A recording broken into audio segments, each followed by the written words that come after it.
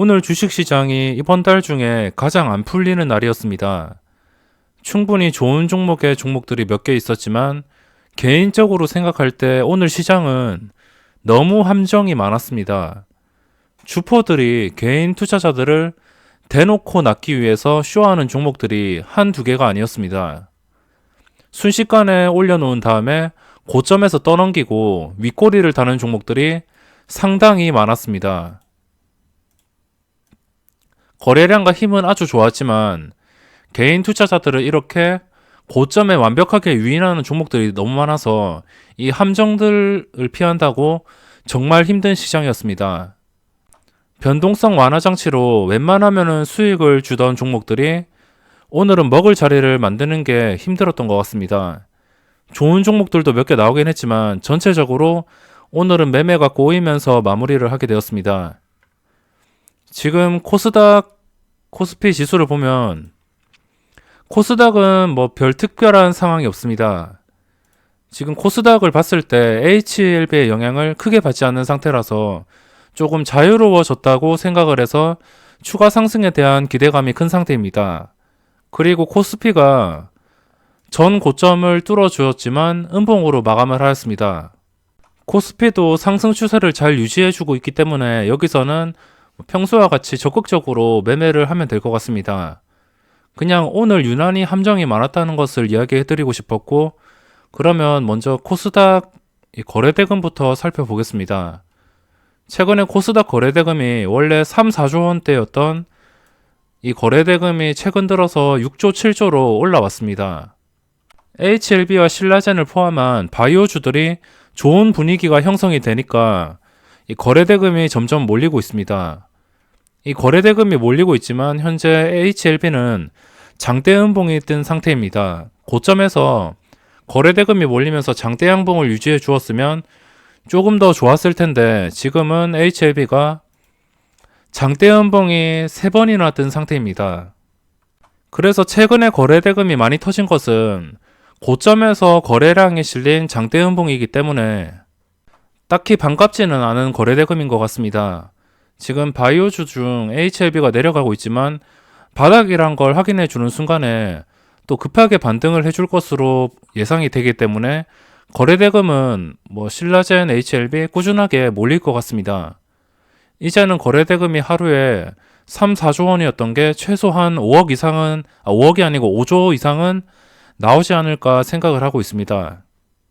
중요한 것은 이 HLB 고점에서 터진 이 엄청난 거래대금이 그 다음은 어디로 갈지가 정말 궁금합니다. 양자 컴퓨터의 시선이 집중되어 있는 상태이고 주말 동안 저도 많은 기대를 하고선 오늘 제대로 놀아보려고 했던 양자 컴퓨터 관련주들이 대부분이 음봉이 나왔습니다. 드림 시큐리티, 우리넷 관련주를 보면은 전부 음봉 상태로 마감을 하였습니다. 저도 주말 동안 설레이는 마음으로 우리넷에 대한 생각을 정말 많이 했습니다. 월요일날 갭상승이 높게 뜨지 않는다면 분명히 먹을 자리가 많이 생기겠구나 하고선 정말 많은 기대감이 있었습니다.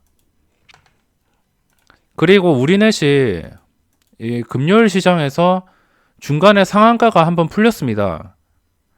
상한가가 한번 풀리고선 상한가 잔량이 그렇게 많은 것도 아니었는데 오늘 갭상승이 너무 높게 나왔습니다. 상한가 간 종목은 그 다음날에 갭상승이 높아질수록 단타들에게는 먹을 자리가 줄어들면서 그 먹을 자리가 줄어든다는 것은 단타로 접근할 시에 먹을 확률이 줄어든다는 뜻입니다. 우리넷도 오늘 갭상승이 15%가 나왔습니다. 저번 주에 금요일날 상한가 잔량이 많았던 것도 아니고 한번 오후장에 풀렸기 때문에 많아야 5%쯤 되겠구나 생각을 했었는데 15%나 떴습니다. 상한가가 뜨고선 그 다음 가격이 정말 중요한 이유가 일단 상한가 다음날 시초가에 이 시초가가 형성이 되는 과정에서 그게 10%가 넘어간다면은 장 9시에 딱 시작을 하면은 바로 VI가 걸려버립니다. 그래서 10%에서 VI가 걸리면은 VI 첫 번째에 바로 나타납니다. 이렇게 우리넷이 첫 번째로 스타트를 끊었는데 이게 스타트를 끊으면서 그 10%였던 게 2분 동안 슬금슬금 올라갑니다. 예상 체결량은 뭐 그렇게 큰 변동이 없는데도 가격만 서로 체결이 되려고 한 호가 한 호가씩 올라가게 됩니다. 그러니까 시초가에 이게 한 8시 59분에 한 10%에서 11%에 형성되어 있던 게 2분 동안에 VI가 걸리는 순간에서 3, 4% 이상 올라서 15%에 시작을 한 겁니다. 이런 경우에는 끝이 안 좋을 수가 있습니다. 물론 오늘 거래량이 1300만 주 엄청나게 터졌습니다. 우리넷이 거래대금 5위, 지금 상태에서는 바이오주들을 좀 제외하고 보셔야 됩니다.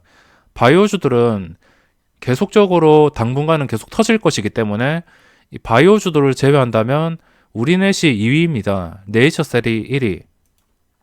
엄청나게 터졌지만 음봉입니다. 장중에 이것보다 더 빠진 상태에서 14,100원까지 내려갔습니다. 거의 보합 근처까지 내려갔지만 순식간에 또 9%까지 올라서 마감을 하였습니다. 변동성이 정말 엄청나고 이 종목은 죽지가 않았습니다. 오늘 음봉이 뜨곤 했지만 저는 이 종목을 2차 상승이 나올 때 오늘 갭상승이 너무 높아서 들어갈 수가 없었지만 이 높은 갭상승에도 불구하고 상한가 근처까지 올라갔습니다. 주말 내내 생각을 했던 게 시초가가 10% 이내에서 뜰 경우에 어떤 식으로 대응을 할지 뭐 3%, 5%, 7% 이렇게 나눠서 계속 생각을 했지만 그 예상과 빗나가서 15%가 떠버리는 바람에 이 시초가에 고점을 계속 뚫어주는 모습을 보여도 쉽게 접근을 할 수가 없었습니다. 그냥 구경만 했고 이런 종목은 처음 원칙과 맞지 않았기 때문에 이제는 며칠 더 지켜보면서 거래량이 계속 터지고 상승 추세를 유지해 주는지 살펴보는 게 가장 중요합니다. 그러면은 2차 상승이 나오면서 이 오늘 고점인 17,700원을 순식간에 뚫어줄 테니까 그 다음 상승을 노려보는 게 좋을 것 같습니다. 물론 지금 거래량이 엄청나게 터지고 내일도 변동성이 나올 겁니다. 순식간에 변동성이 나올 것이고 좀 쉬어가는 자리, 변동성이 줄어들면서 쉬어가는 자리를 만들어서 2차 상승이 나와서 고점을 뚫어주는 그런 그림이 나올 때 저는 접근을 하려고 합니다.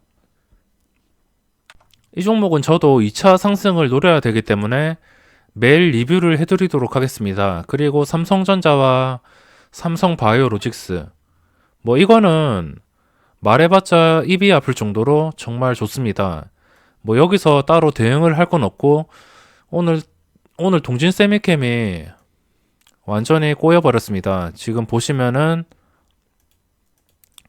수급 상태가 외국인이 그대로 나갔습니다. 신나게 사더니 오늘 그대로 나갔고 이 동진 세미캠은 예전부터 제가 말씀을 드렸지만 이 종목이 오를 수 있는 수급 주체는 기관입니다. 기관 쪽에서 특히나 투신 쪽에서 다른 반도체주들처럼 꾸준하게 사들여야지 주가가 고점을 계속 유지하면서 오를 텐데 지금은 약간 힘든 장대 음봉이 나왔습니다. 단타나 신규 진입자들 입장에서는 상당히 힘들 수가 있고 이 동진 세미캠은 기관의 수급이 다시 돌아오는 게 중요합니다. 지금은 외국인이 한번 해먹고 도망갔기 때문에 기관이 빨리 들어와서 그 자리를 채워줘서 이 하락폭을 빠르게 채우는 게 중요합니다. 평균 단가가 낮아서 조금 여유가 있지만 기관이 계속 매도로 대응을 하고 추세를 깨버린 다음에 회복할 그런 생각이 없다고 판단이 될 때는 나머지 물량도 그냥 전량 매도를 하겠습니다.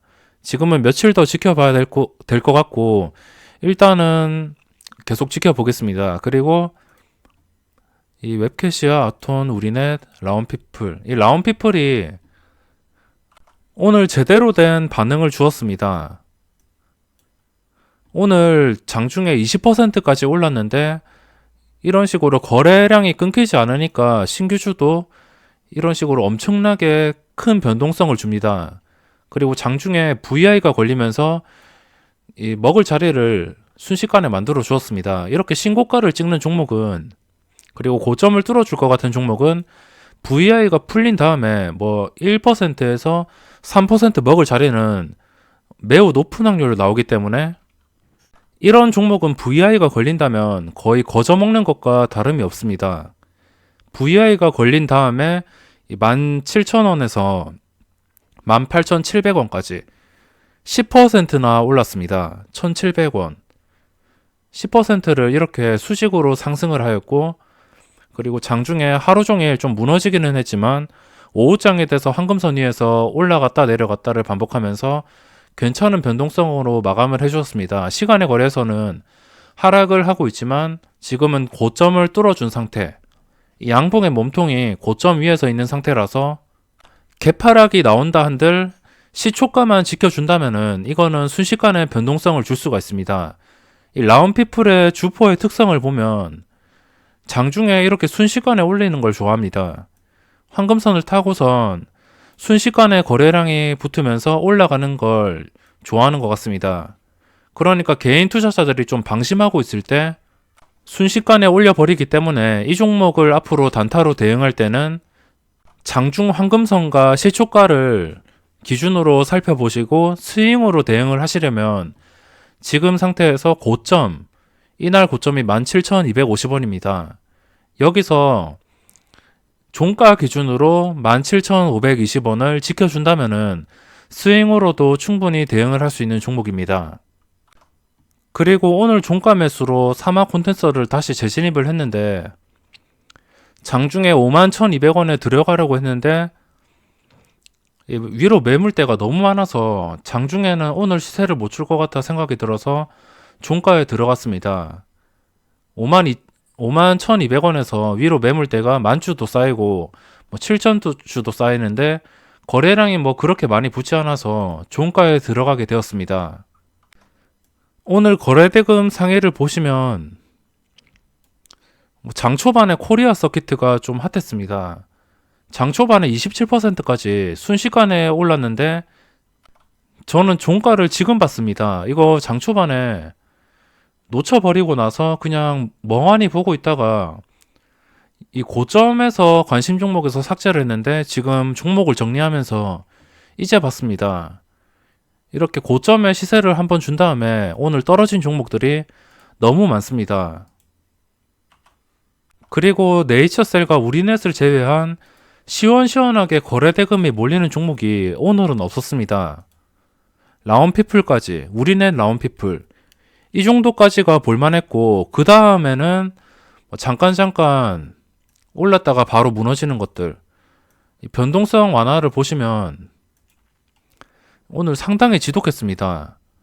처음에 오랜만에 터진 이 10시쯤 넘어서 삼육물산이 첫 스타트를 끊었습니다. 삼육물산 아실 텐데 그 전에 힘이 엄청 강했던 종목입니다. 이 저점에서 순식간에 3배 이상 오를 만큼 힘이 정말 강했던 종목이 오랜만에 반응을 주어서 탄력이 붙어서 VI 분위기를 좋게 만들었습니다. 그리고 이것도 괜찮았고 여기까지는 괜찮았는데 그 다음에 뜨는 것들이 다 문제였습니다. 보시면 위로 올려보면은 윗골이 달린 게 정말 많습니다. 그냥 단기로 해먹고선 이런 식으로 반응을 주고선 그냥 도망간 종목들이 상당히 많습니다. 그래서 예전에 강했던 종목이나 VI가 풀리고도 상승 추세를 유지하면서 거래량이 지속적으로 붙어있는 종목 위주로 들어가는 게 가장 좋을 것 같고 VI가 풀리자마자 들어가는 것은 엄청난 위험을 감수해야 됩니다. 장중에 보시면 VI가 풀린 다음에도 순식간에 떨어뜨리는 종목이 상당히 많았습니다. 그리고 제가 오늘 물린 종목이 있었는데 여기서 좀 골치 아픈 손실을 봤습니다. 이 SM 라이프 디자인, 이게 강했던 종목인데 오늘 고점을 뚫어주나라는 기대감에 들어갔습니다. 이거에 제대로 낚여버렸기 때문에 여기서 좀 큰 손실이 났습니다. 보시면 VI가 걸렸는데 VI가 풀리자마자 2530원에 걸려서 2545원 고점을 만들자마자 이대로 무너졌습니다. 거의 5분 만에 마이너스 10%. 여기서 5%를 손절한다고 정말 골치가 아팠습니다. 그래서 VI는 바로 접근을 하는 게 아니고 풀리고 난 다음에 이 VI 가격 이상을 지켜주면서 거래량이 계속 나오는 것을 보고선 그때 들어가도 두 번째 VI까지 상승을 할 가능성이 높기 때문에 확실한 상승을 보고선 접근을 해야겠습니다. 요즘 분위기를 너무 믿고선 이런 종목들 고점 뚫어줄 거라고 거의 확신을 하고선 들어갔는데 이런 식으로 뒤통수를 맞아서 상당히 힘든 하루였습니다. 정리하자면 지금은 기대를 하고 있는 종목이 양자 컴퓨터 관련주들의 2차 상승, 그리고 새로운 종목은 그날 거래 대금이 좀 시원하게 터지는 종목 위주로 접근을 할 예정입니다. 그럼 이번 영상은 여기서 마무리하도록 하겠습니다.